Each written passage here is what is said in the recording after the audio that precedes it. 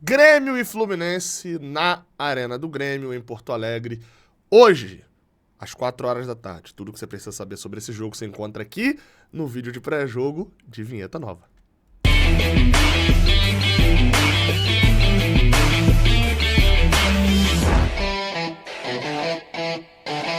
Seja bem-vindo, você guerreira de todo o Brasil, de todo mundo, aqui é o canal Raiz Tricolor. Sou Gabriel Amaral, sou jornalista e sou tricolor. Deixe seu like aqui embaixo se você gostar desse vídeo. Se inscreva aqui no canal se você gostar aqui do Raiz Tricolor.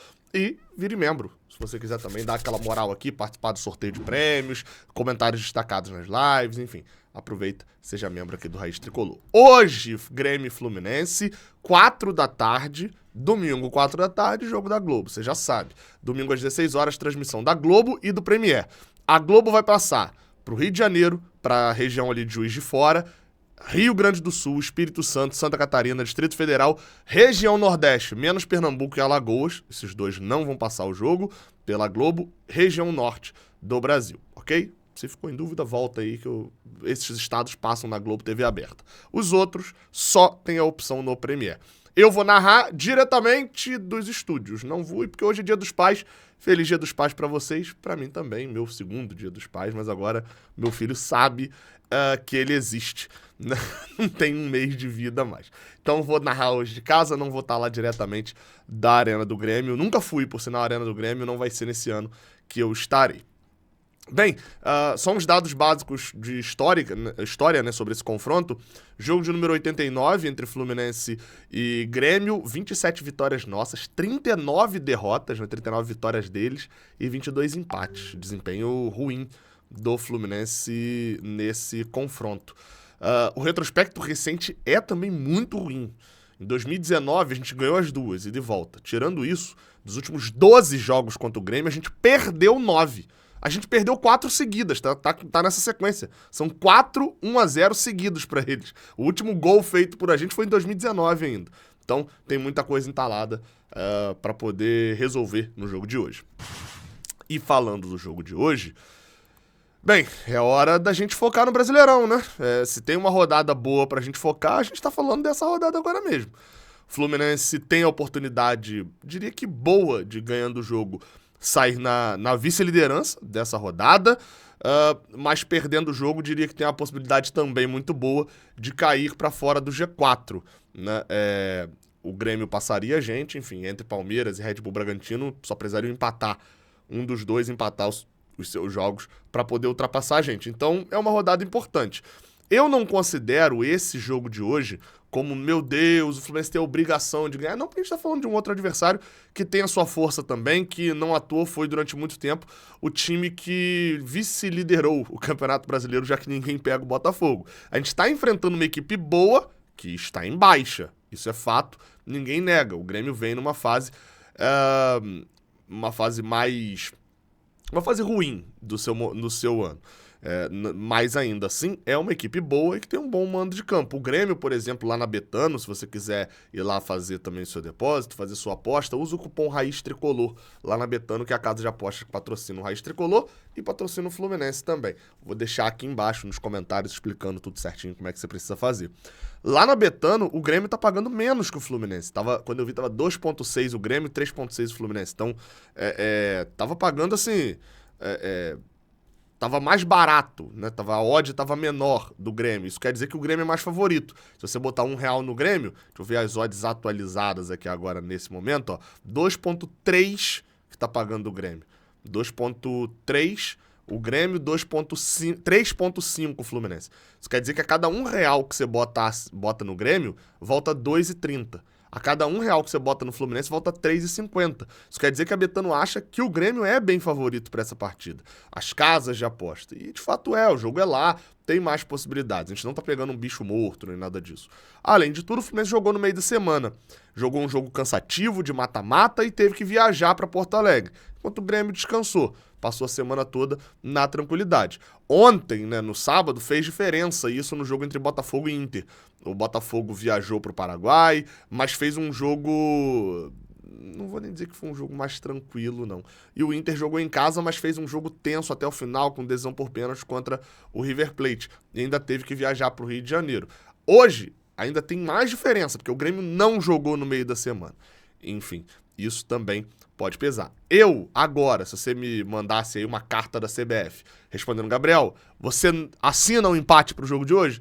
Eu assinaria. Acho que dentro do campeonato, e campeonato de pontos corridos é uma maratona, não é uma corrida de 100 metros, acho que a gente tem que saber os momentos em que é importante pontuar. A gente tem a capacidade de ganhar, tá? A fase do Grêmio não é boa, vou falar disso no Bola em Campo.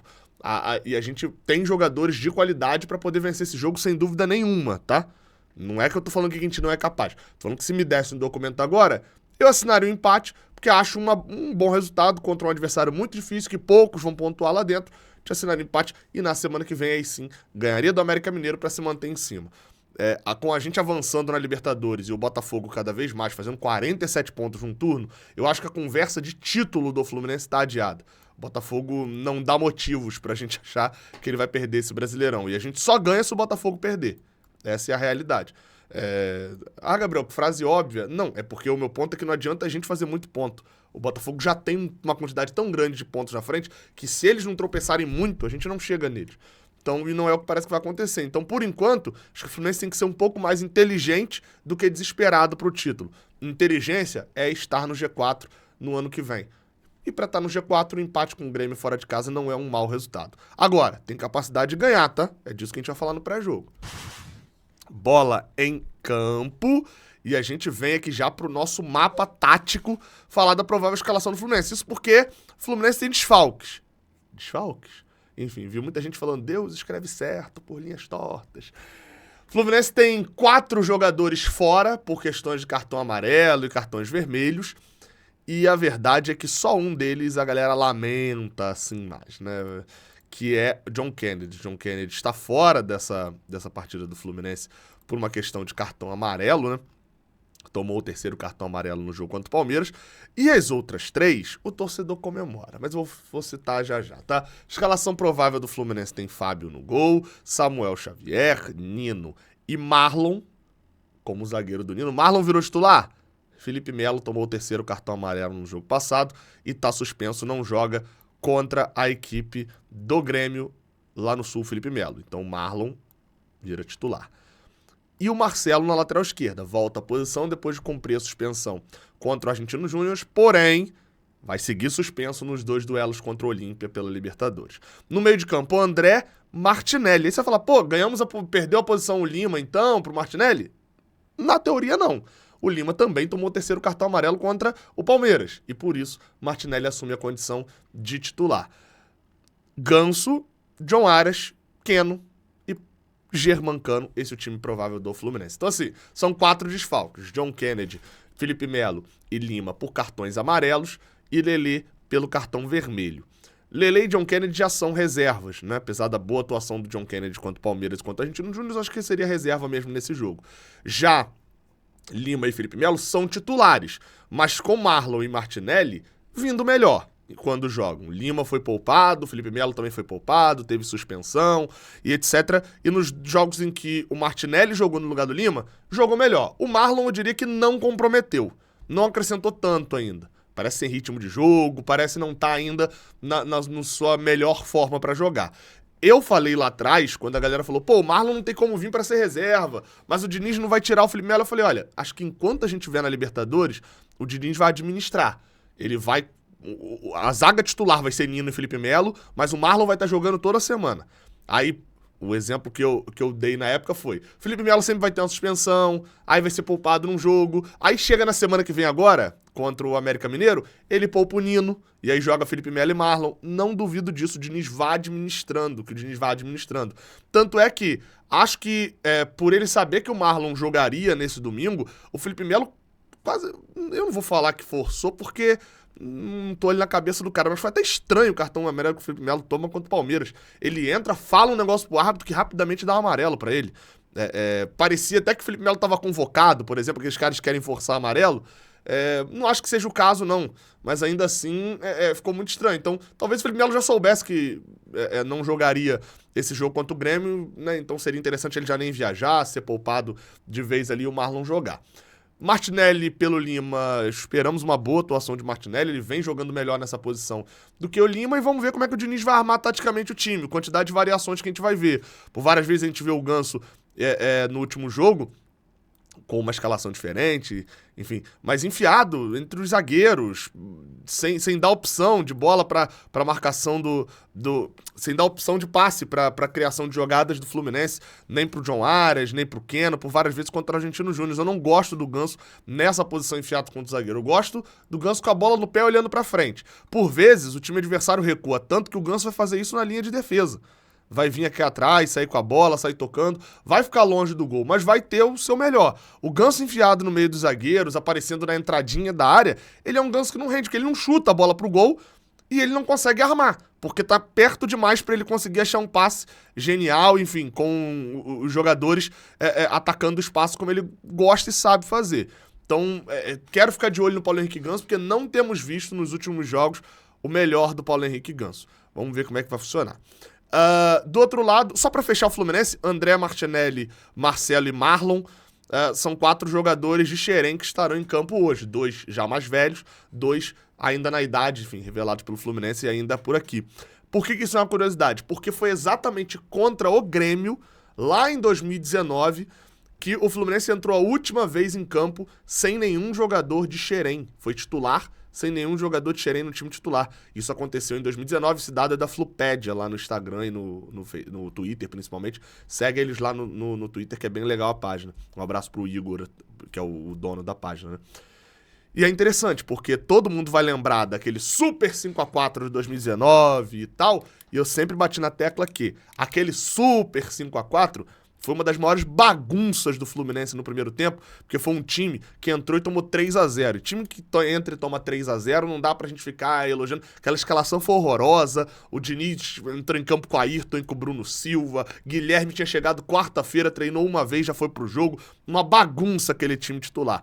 E se tem alguma coisa que tem a ver com hoje, por exemplo, naquele jogo Ayrton e Bruno Silva machucaram e o Diniz encontra um Fluminense que encantou um pouco mais, jogando com Alan como volante ao lado do Danielzinho. Não rendeu também não, mas jogou um pouquinho melhor. Talvez no jogo de hoje, né, se não tem Felipe Melo e Lima, também seja uma indicação sobre as titularidades.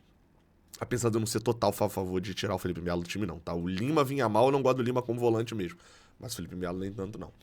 O time do Grêmio, o Gabriel Grando é o goleiro, eles devem ter algumas estreias, né? Eles não têm o Kahneman lesionado, Jeromel pode fazer o seu primeiro jogo no ano, mas eles vêm com Gabriel Grando, João Pedro na lateral direita, Bruno Alves e Rodrigo Eli, zagueiro que veio da Europa agora para o Grêmio, por isso que ainda tá aqui sem número, pode fazer sua estreia. Na lateral esquerda, Reinaldo, que era a nossa opção antes do Jorge, que era a opção antes do Marcelo, que era a opção antes do Diogo Barbosa. É aquele Reinaldo mesmo de São Paulo.